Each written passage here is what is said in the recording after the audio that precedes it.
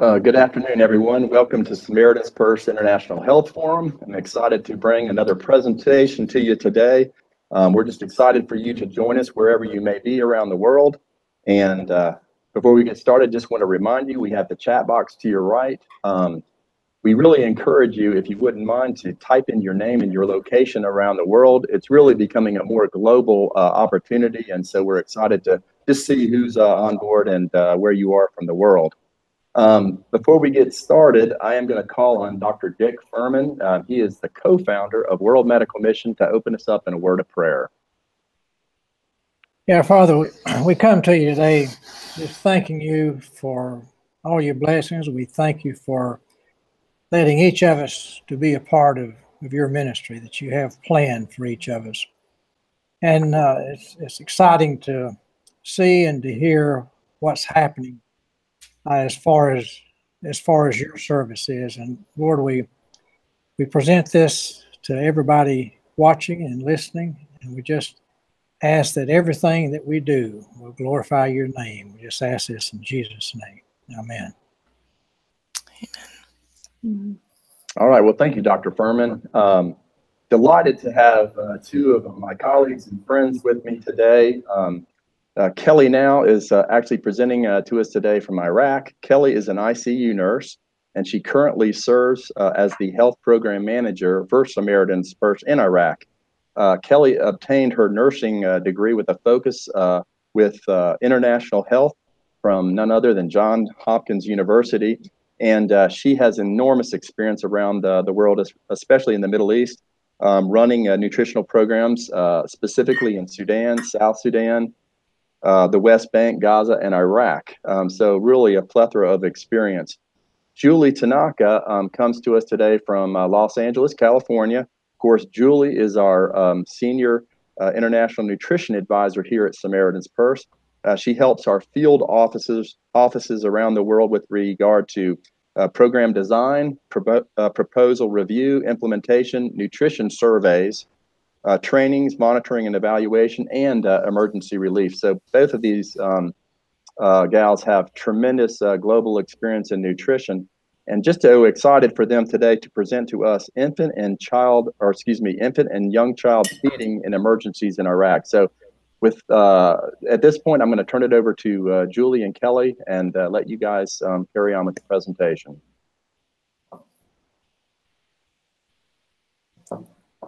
Actually, I think Julie's going to start, but happy to be here, and thank you for the opportunity.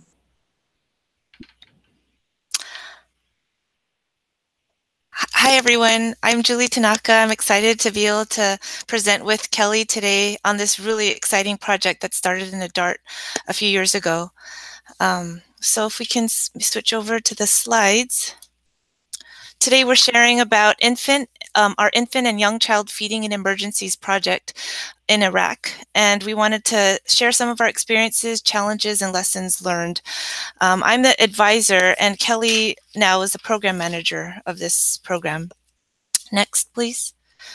So to give you a brief overview, we wanted to talk a little bit about what IYCFE, Infant and Young Child Feeding in Emergencies, is, and then go through the macro context and the micro context, describe the project, present some of the data and the challenges, lessons learned, and recommendations.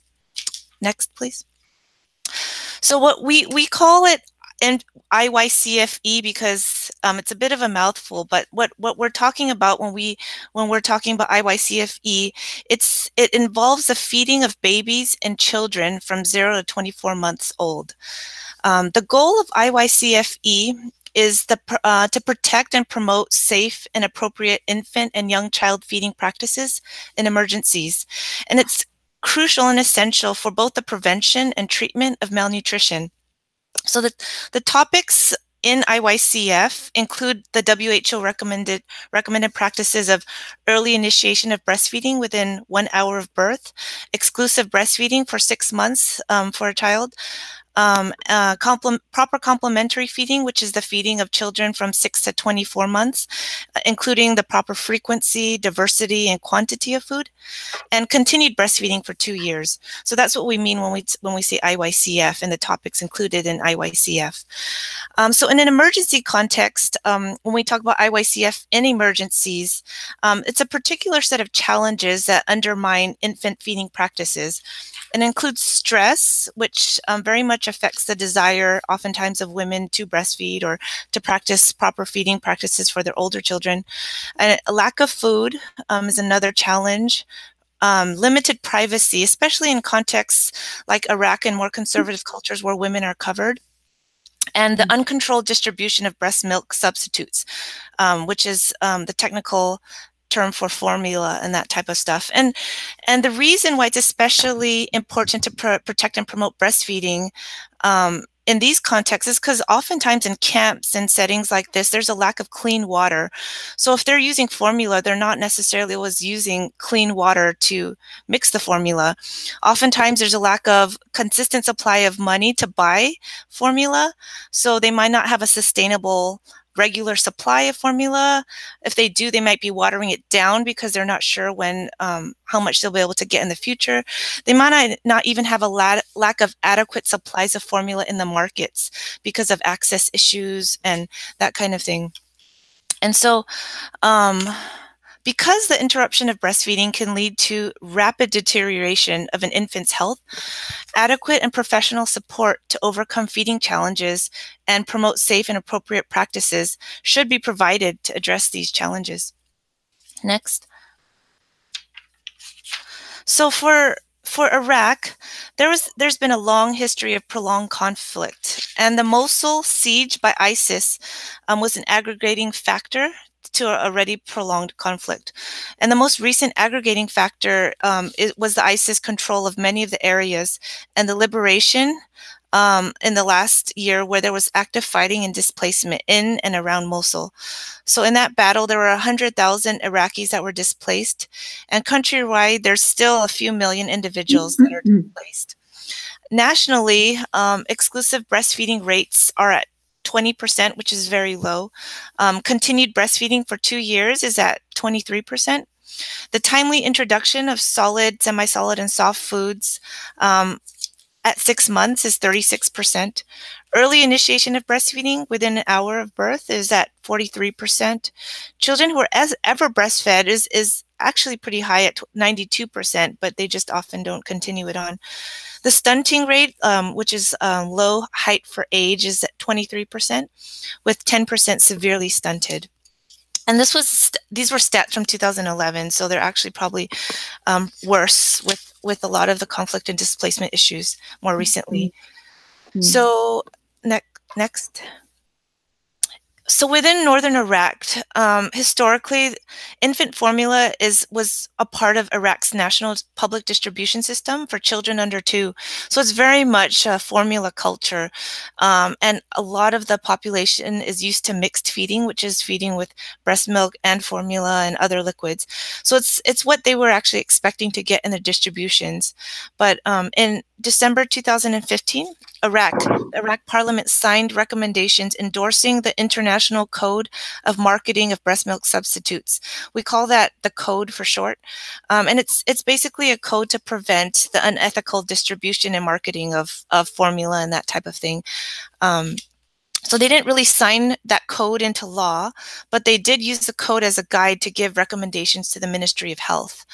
So there are policies in place at the institutional level that align with the code, but there is a lack of political will to enforce and push forward IYCFE policy and programs at the national level. So the nutrition working group that Samaritans Purse is a part of did a lot to try to help write letters to the Ministry of Health to kind of get rid of the formula that was being distributed in a mass food basket and doing other things of that sort. The Department of Health, DOH, in Nineveh is the region around Mosul governed by the Iraq national government. And a lot of the population that left Nineveh came into areas that were governed by the DOH Erbil, so during the 3-year ISIS siege. So the DOH Erbil was strained by the response and pressure on resources already with the Syrian refugee crisis and IDP population, because 80% of the refugees in Iraq are in northern Iraq. So there was a lot already going on even before all that happened with ISIS in Mosul. So currently the DOH Nineveh services are in a period of recovery, and there's still issues being sorted out with coordination, staffing, budget, capacity, and political tension. And so that's some of the context that this program took place in. Next. And so some of the data I gave you earlier, the national data, so this is some of the regional data around Erbil in northern Iraq. Exclusive breastfeeding rates were even lower than national data, which is at 11%. Knowledge about early initiation of breastfeeding within 1 hour of birth was at 18%. 90% of deliveries in Iraq are actually skilled, which is pretty high, but there's poor crossover to good IYCF behaviors. And there's a high infant mortality rate where 37.5 babies under 1 year die per 1,000 live births. Next. And so some of the camps, the project took place originally in 6 IDP camps that SP worked in. Currently, the project is in 4 camps, in internally displaced persons camps. And the camps are comprised of East and West Mosul IDPs. The West Mosul was under siege for longer when it was liberated. So most of the severe acute malnutrition cases came from West Mosul. So there's a stark contrast in food security between the East and West Mosul populations, according to the siege time before they arrived to the camps.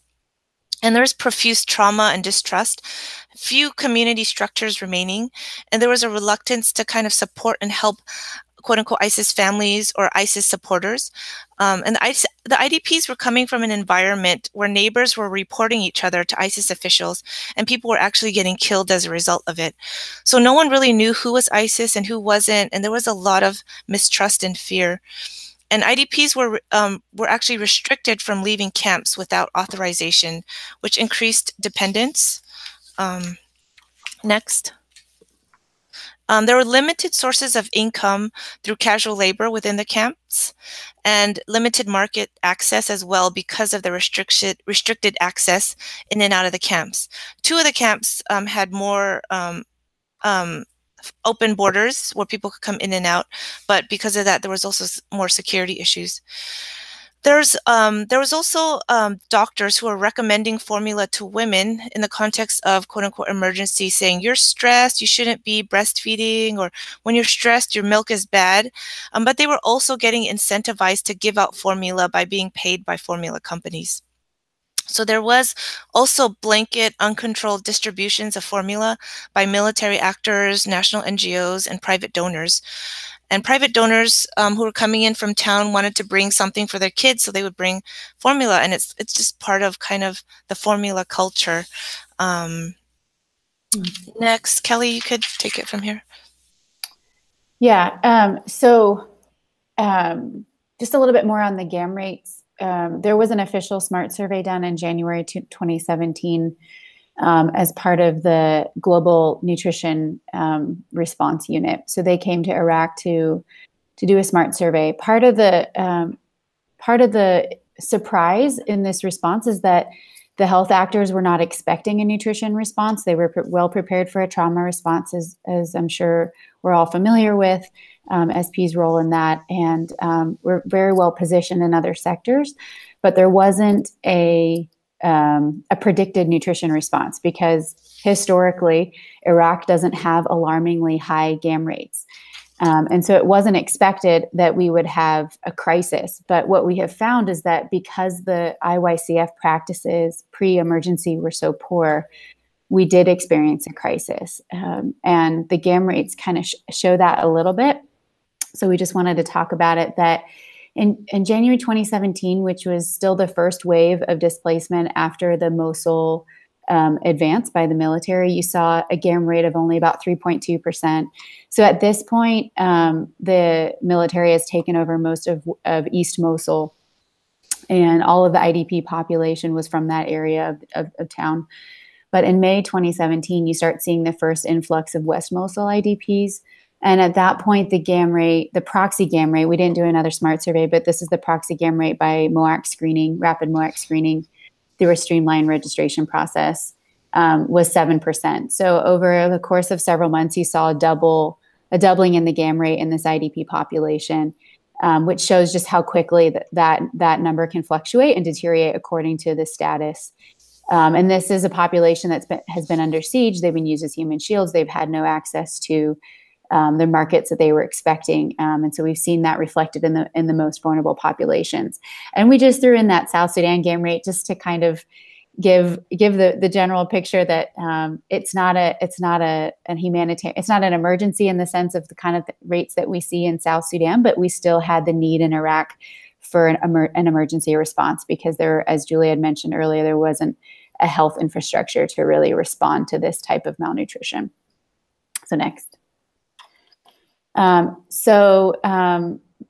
Julie had paved the way for IYCF in this emergency and sent me over here to respond. And it's been a really fun, neat project to kind of do in the context of an emergency. As some of you may know, we normally do support for breastfeeding and other things over long-term project periods accompanying kind of CMan programming. But to be jumping right in there with IYCF in the first part of an emergency is really new. And that's kind of the beauty of IYCFE. So we call our project Protect, as Julie mentioned earlier, is the period from conception until the child has reached 2 years old. And this is that critical window of opportunity to affect growth curves and development in the child. And if we get off course in this period of life, it's really difficult to correct after 2 years. So we started programming in December 2016. First with internal funds supported by ASB, and then we were able to secure UNICEF and OCHA funding. We currently still have the project running through September 2018. Next. So the first aspect of our project is what we call a baby-friendly space. And in this space, we have a nurse, an IYCF counselor, and what we call health field workers. And this is meant to be a comfortable private area where women can come to receive information, group support, group trainings, a private space where women can breastfeed. They can receive one-on-one breastfeeding observation and counseling. It's just supposed to be a calm, comfortable environment. It's open all day long. We want women to feel like they have a reason to come and leave their homes and get the support that they need. And we have private rooms for individualized counseling, and then there's group counseling sessions during the day. Next. So another part of our project is, our project has a lot of aspects to it. So I'll be talking about that, and then we'll try to explain the flow of it. So we operate with health field workers. We have, based on the camp population, we've got one health field worker per 3,000 individuals. These health field workers are staff.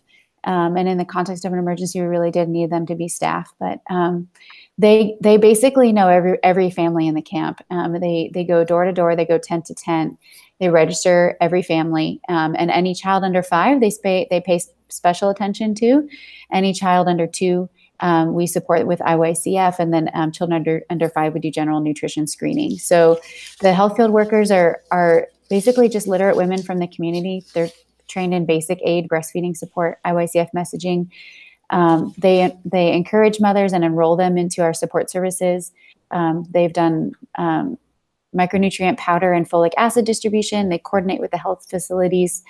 We do pre and postnatal checks of women during pregnancy with support from our nurses, and refer any danger signs to health facilities. So really, we call it our army of women, and it's in a community where women are not empowered to kind of move freely in the community. We found this really strong network of women and girls that have been sort of helping each other. So next. Throughout the course of the program, the health field workers will enroll mothers into mother-to-mother support groups, which this concept is not unfamiliar to the nutrition world. And in these mother-to-mother support groups, we do IYCF and health promotion, cooking and feeding demonstrations. We do community events, bottle trade-ins. And it's an 8-week curriculum. It's based on some of the general topics that are pretty standard to mother support groups, like exclusive breastfeeding, early initiation of breastfeeding, complementary feeding. And then we've added on some topics that are really relative to the community, like child marriage, birth spacing, and some other things. But these groups have really have had a secondary effect of really increasing child rearing networks and support between a community that, as Juliet said earlier, has really broken infrastructure and interpersonal relationships. We also have a child-friendly space at the same area as our baby-friendly space, and what this is just for families. It's sort of a barrier removal to access of our services. We want mothers to be able to bring all of their young kids so they can access the support they need. So any family who has a child under 5 or around that age, they can bring them to the child-friendly space where they get support while they're getting their support for their young infants. Next. A new aspect, a really new exciting aspect about the program that I'm pretty excited about, and this is inspired by some of our projects in Niger, is we've started male caregiver support groups. We have started these in the last 2 months.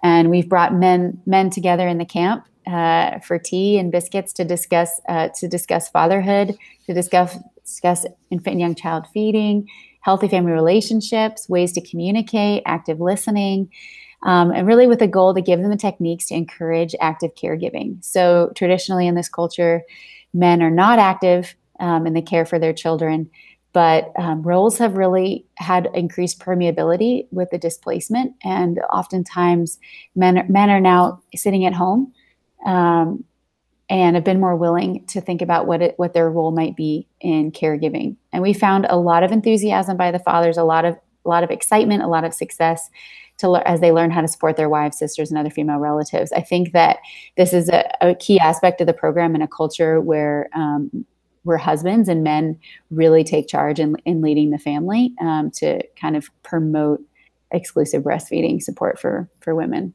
Next.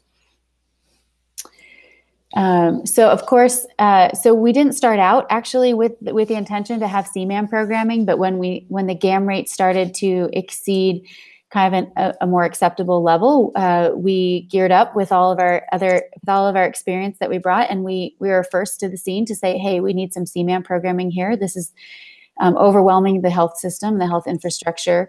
So we did start an OTP and a TSFP.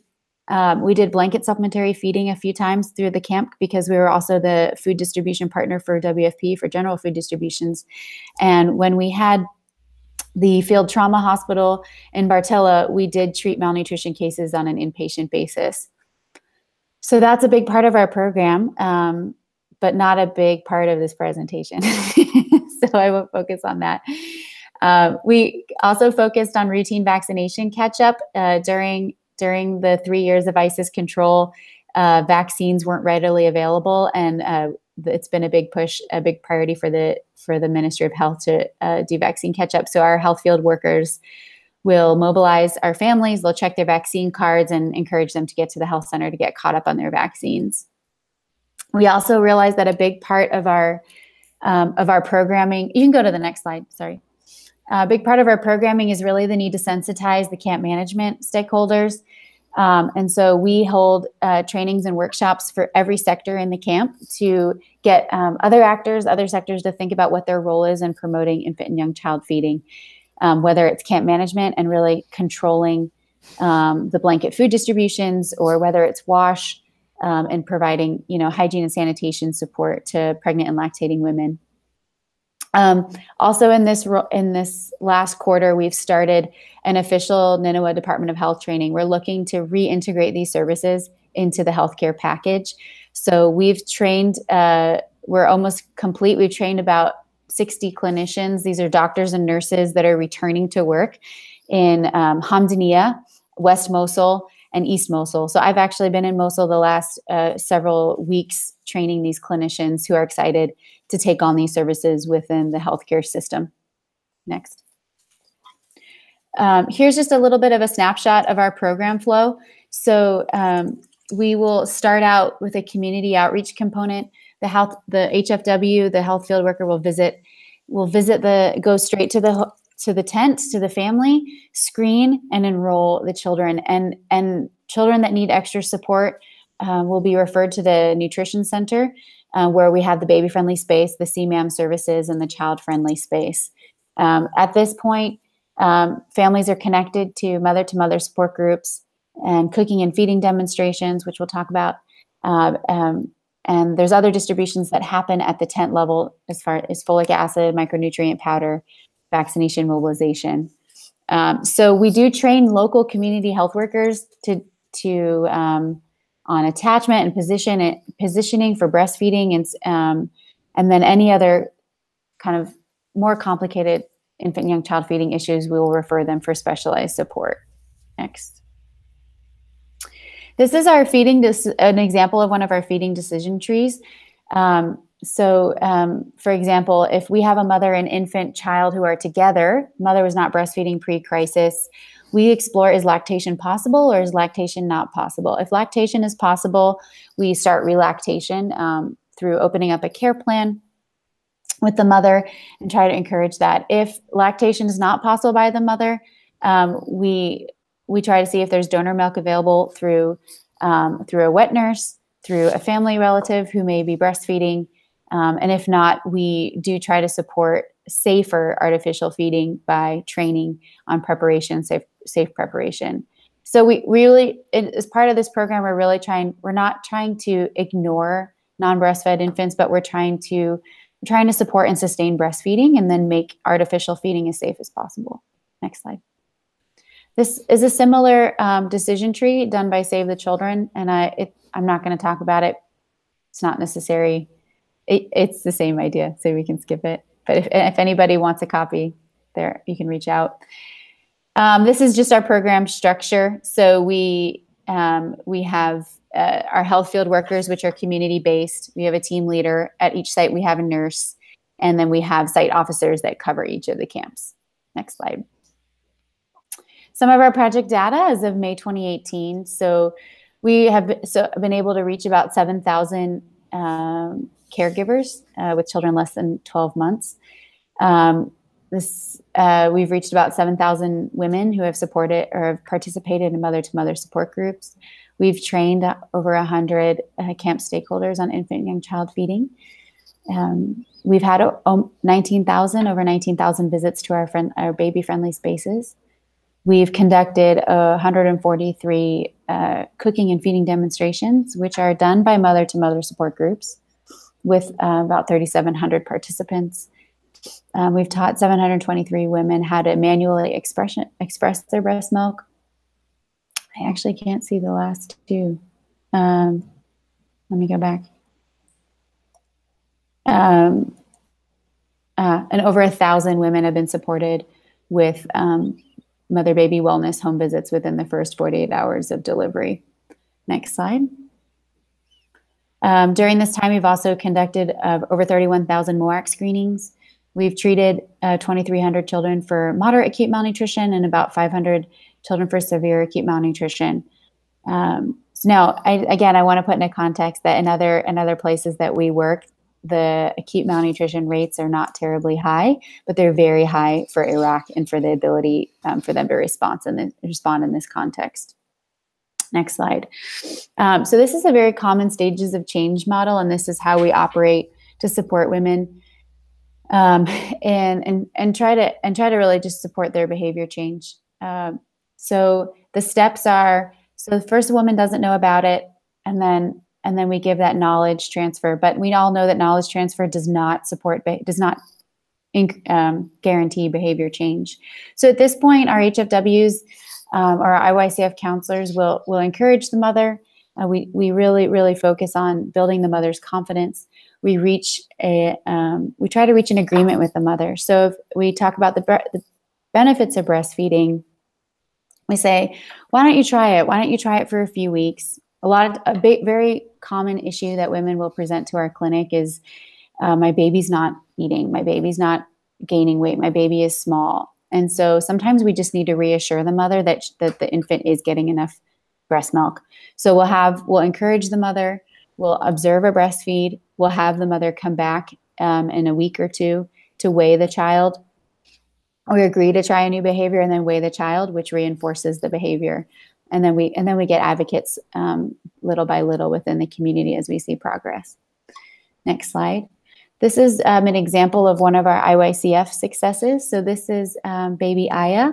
Aya was actually born premature at 7 months gestation. She was 1.5 kilograms at her initial presentation, and she visited us within the first week. At this point, Aya was receiving formula only on-demand feeding, but she had a very poor sucking reflex and wasn't able to really breastfeed at this point. We put her and her mom on a care plan. We taught mom how to express her breast milk for cup feeding until Aya had really gained the muscle coordination to breastfeed. And mom really at initial exam only had a small amount of breast milk, but was willing to try. We opened up a care plan with the goal that not a full relactation plan, but just increasing the mother's supply of milk. We first taught her how to prepare the formula in a hygienic way with the correct measurement amounts. And that's a point of note as well. A lot of the formula that's available here isn't necessarily available. The instructions aren't in the local language, and we're working with populations who aren't literate. So just because they have access to formula, it doesn't mean that they know how to prepare it. So we gradually weaned off of the formula and on to breastfeeding. And then if you could go back to the last slide again. So we slowly increase the breastfeeding, decrease the formula. At her last visit, she was 5.3 kilos at 4 months. So that's a big one of our successes. So that's just breastfeeding alone. Next slide. This is just an overview of our mother-to-mother support groups, which we have a health field worker team, and we have 10 mother-to-mother support groups per team. And then each group is composed of 15 neighbor women. And similar to the care group model, we have an agreement with the women that they will be doing message spreading after they attend each session. Next slide. At the end of our 8-week curriculum, we do like to do a graduation party for the women. And for many of our participants, this is the first time they've ever received a certificate for anything, the first time they've been acknowledged or congratulated. And some of our feedback has just been incredible. Unintended or not officially a part of our curriculum, but really realizing that these support groups have rebuilt relationships within the community. Women feeling supported. I didn't know that I could increase my breast supply. I thought my milk was bad. This center has been a place of joy and happiness for me. I've never received a certificate for anything in my life. I really feel like I've accomplished something. Leaders speak to us like family, and they respect us. We didn't expect that anybody would respect us. People were treating us like ISIS. So highly successful. Next slide. Here's just a snapshot of an intervention pyramid for trauma response, and just shows that the majority of the population will recover with the restoration of basic services. So really in that first stage of emergency, you really need to just focus on basic support services, security, and the resumption of community and family health supports. So by providing these services and encouraging these networks, we're preventing a lot of negative consequences of trauma and displacement before they happen. Next slide. Some of our challenges were that it was difficult getting good baseline IYCF data when we're in the DART mindset. You don't think about surveys. We're trying to get things rolling. And in a country where nutrition hasn't been a priority, there haven't been a lot of reliable statistics readily available. Like I said, the nutrition coordination and preparedness was late. Nutrition wasn't expected to be a need in the Mosul response. We had a very transient population. We had very high defaulter rates and a lack of follow-up sites to places of return. So we basically operated with different populations when we started to when we ended. So it was difficult to measure concrete success. Um, um, there was a reluctance from the Department of Health to really recognize that they were struggling. So there were health facilities that or health actors that were saying we are doing nutrition, but they were doing nutrition. They're doing what we would call growth monitoring, which does work in a stable context, but really trying to educate the local actors on the need for emergency community response to the nutrition issues, which does follow a CMan model, and it requires an active screening and active referral process to reach these cases before they deteriorate further. As Julie had mentioned earlier, we have fractured governments. So between the Kurdistan Regional Government and the government of Iraq, there's almost no communication, and it creates a very challenging environment in operating in both of those two areas. We also had a challenge in initially part of this program. We were considering providing formula on a prescription need basis, but we were told that this would not be allowed. I think that there's among the nutrition community globally, there's an uncomfortableness with formula because for so long the messaging has been that formula is bad, formula is damaging, and what we're trying to address is that formula is necessary at times, and it can be necessary in acute emergencies, but we have to do it responsibly, and we have to do it on a targeted basis. So we didn't get approval to do any formula distribution in our program sites by the health cluster and UNICEF, and that made relactation more difficult because during relactation, you still need to support non-breastfed infants even for a short period of time. So that's a big learning. Another thing that I just wanted to mention is that very different than other places that we've worked. For example, I spent several years in South Sudan. We have a disproportionate number of SAM cases under 6 months in Iraq. In South Sudan, most of the period of concern is really 6 months to 2 years in SAM when children are weaned off the breast, when they start complementary feeding, when they start drinking from unclean water sources and then developing infectious disease.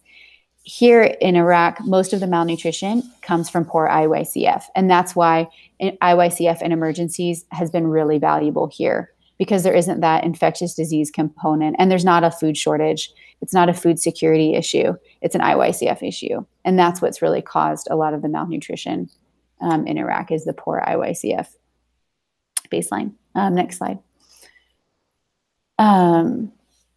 Let's see. How am I on time? How are we on time? I don't know how we are on time. You're good. We're good on time. You're good. Okay. So just continuing challenges that it is Iraq, and each camp context is very unique. Security is an issue.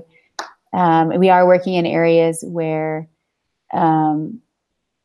we have perpetrators and victims all living in the same camps. And so having the freedom to move among the population and reach mothers of young women, but also considering that security blanket as well, and the security apparatus that needs to follow you has been a challenge. We haven't always had consistent access to these sites due to continuing political crisis in the country. We also have faced issues with the physician-centered culture. There isn't a lot of room for other providers in this culture. So community members will take directives only from doctors. And we did face some challenges early on about using nurses and using community health workers and questioning their credibility. The humanitarian cluster priority was really focused on the acute malnutrition crisis, not on the underlying causes. So when the SAM cases started coming out of Mosul, there was a very much a large alarm. All of the pictures went out to the media, and we have to treat the SAM cases. We have to treat the SAM cases. But that was a very short lived, period. What we're trying to do now is really increase or decrease the vulnerability of the population, in the event of another crisis. Because, as I said before, it wasn't a food security issue or an infectious disease issue. It's really about care practices and poor IYCF. Next slide. Some of our biggest lessons learned were the success of the baby wellness checks and lactation support within 4 to 8 hours. So this is really crucial to changing the formula culture. Our largest successes were reaching mothers within 4 to 8 hours of delivery, because it's much easier to support women with exclusive breastfeeding from the start than trying to change a learned behavior.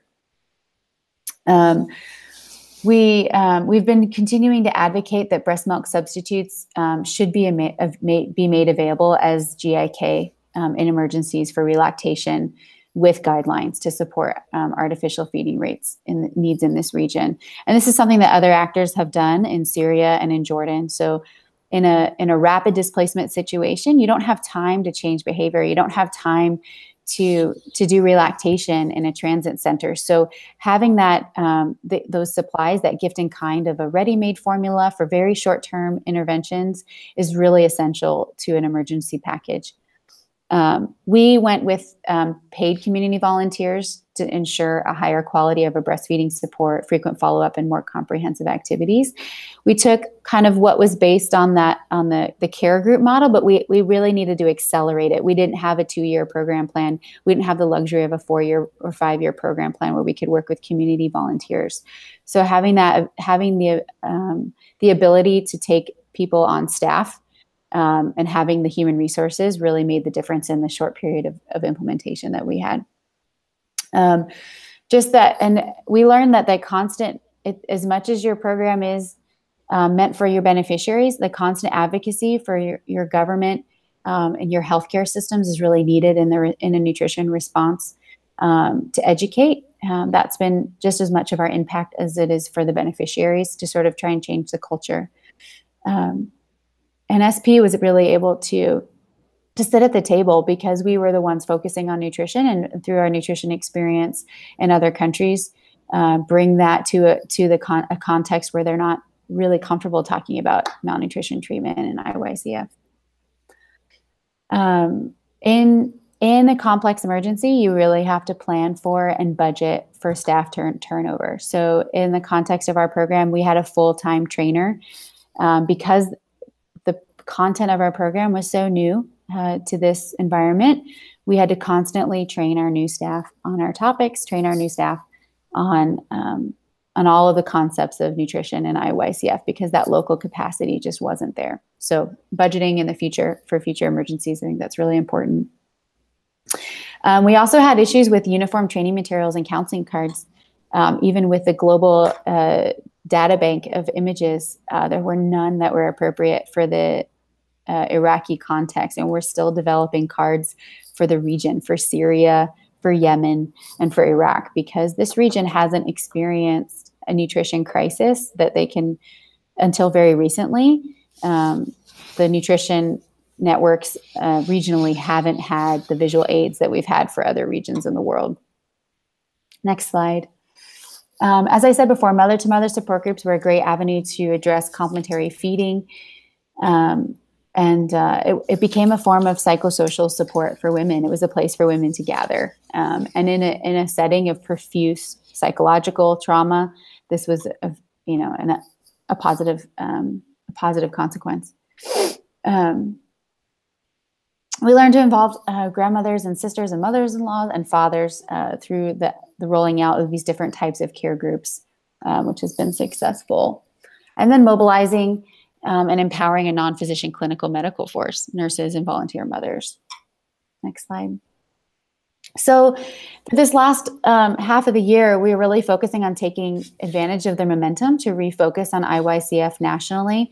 As I said, we've been focusing on training the Department of Health and really encouraging the primary healthcare system to reintegrate these services into their package. Samaritans First was able to develop the 2018 humanitarian response plan indicators for nutrition, because we were one of the only partners that was really doing something. So really being able and being present at the cluster level to speak into the development of the response plan has really been beneficial, and SP has played a critical role in that. So we're building the capacity of the DOH for a surge nutrition response and integrating their services. Trying to get the Department of Health to think more creatively about community health support networks as we continue direct support in the IDP camps in the vulnerable areas.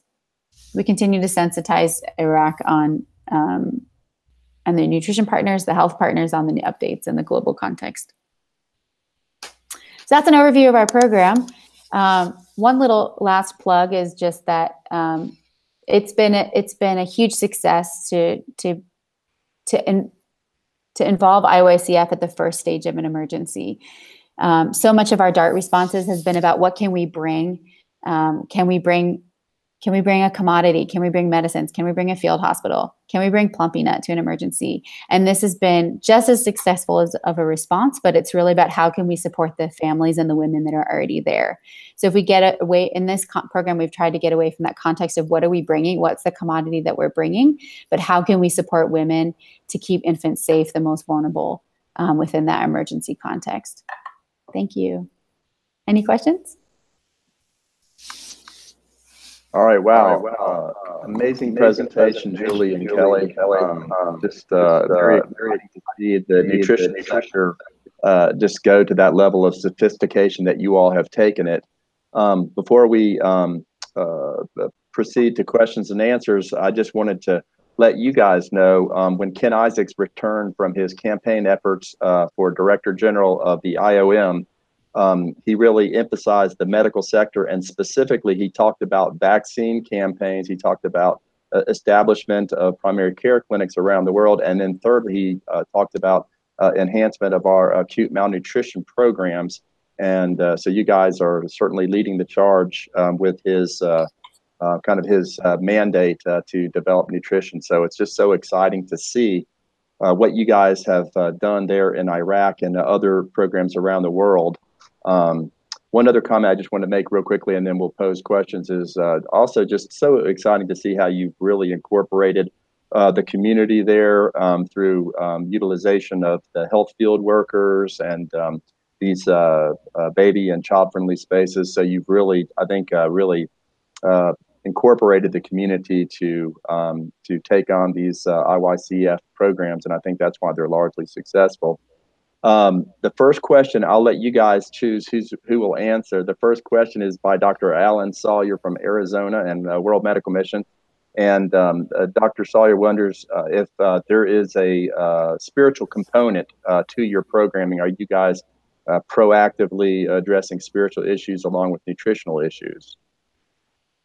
Yeah, and I guess I can take this one, Julie. So we have, there's a slide that we took out, but we have a lot of complementarity with our programming. So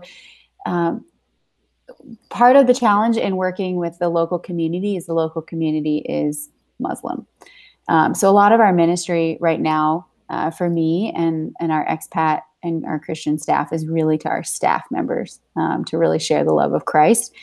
But we also have a trauma, it's a trauma healing program and an official CFS program. So we've linked our programs together that families that have been identified as the most vulnerable.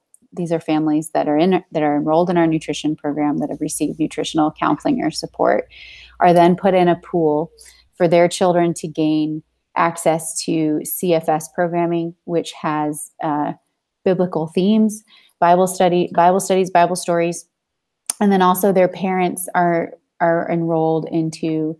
They have the option to attend trauma healing programming, and this trauma healing is really an avenue for the gospel. It's a 1-week curriculum that takes through the kind of a biblical framework of grief and healing and forgiveness and how to support children who are experiencing trauma.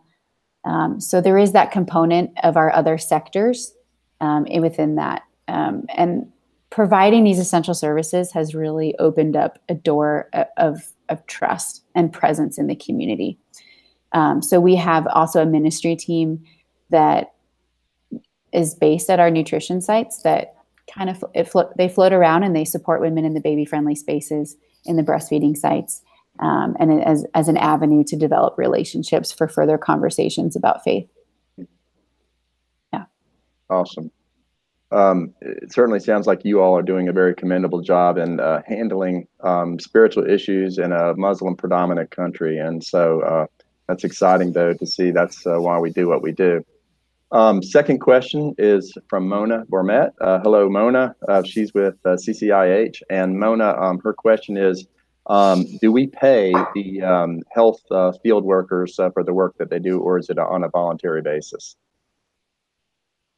So we do pay the health workers, but it's not a salary. It's sort of an incentive.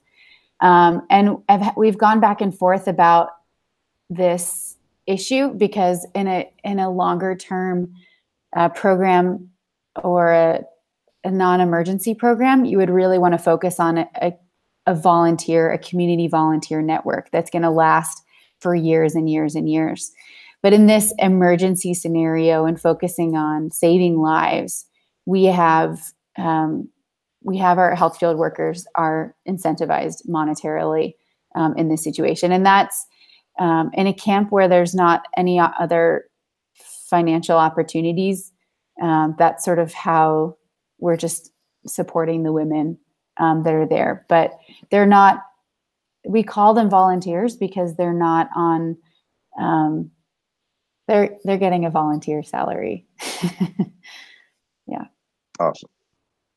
Very good. Thank you. Okay.